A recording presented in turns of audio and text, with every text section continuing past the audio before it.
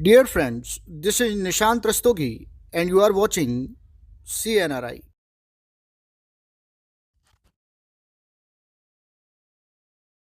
आइए अब इस क्वेश्चन को सॉल्व करते हैं। क्वेश्चन एक्चुअल में मैच द कॉलम का है। कॉलम फर्स्ट से कॉलम सेकंड को मिलाना है।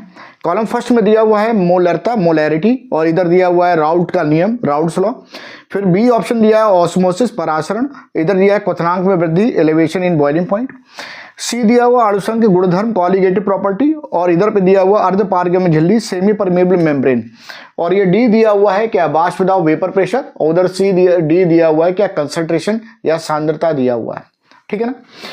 तो देखो अब यहाँ पर एक बात मैं आपको बता दूं, एक्चुअल में क्या होता है कि जो मैच द कॉलम के क्वेश्चन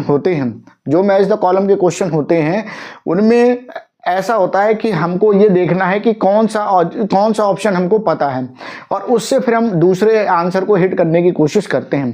तो देखिए यहाँ पे आपको एक बात समझ में आ रही होगी कि जो कॉलिगेटिव प्रॉपर्टी है वो एक्चुअल में एलिवेशन इन बॉइलिंग पॉइंट होती है।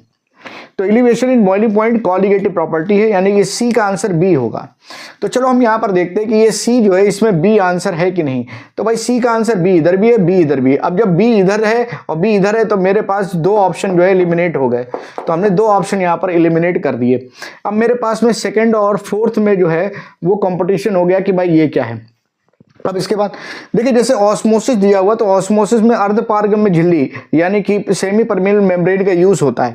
तो बी का मेरे पास ऑप्शन जो होगा वो क्या हो गया, सी हो गया। तो चलो भाई बी में सी देख लो। तो बी में सी देखें तो बी में सी यहां पर भी है, बी में सी यहां पर भी है, यानी ये भी नहीं बन पाएगा हिसाब किताब। ठीक है ना। अच्छा अब इसके बाद जरा देखो मोलैरिटी की अगर मैं बात करूं तो मोलैरिटी जो है वो किस पे डिपेंड करती है, सांद्रता पे डिपेंड करती है, डी पे। बात समझ आई ना। यानी ए का ऑप्शन बनेगा डी। अब ए का ऑप्शन डी देखो तो ए का ऑप्शन डी यहां भी है और ए का ऑप्शन ए यहां पर है। ठीक है ना।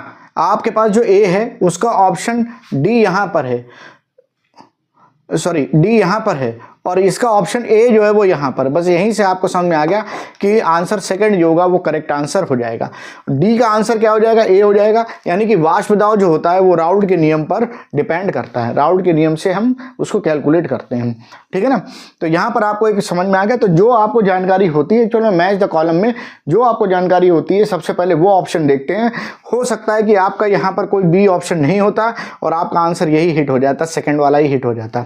ठीक है। मान लो यहाँ पर सी आ जाता तो फिर आपको समझ में आ जाता कि बी इकलौता ये वाला है तो आप हिट कर देते। या बहुत से लोगों को मोलरता पता है तो मोलरता के हिसाब से उन्होंने देख लिया भाई ए का डी है, ए का डी देख लिया। तो ए का डी अगर हम देखें मतलब वो ए कैपिटल ए उसका डी है, तो अगर कैपिटल ए से डी छोट देखेंगे तो आपका पहली बार में ही आंसर हिट हो जाएगा सेकंड। ठीक है ना। तो इस तरह से आप इसको सॉल्व कर सकते हैं।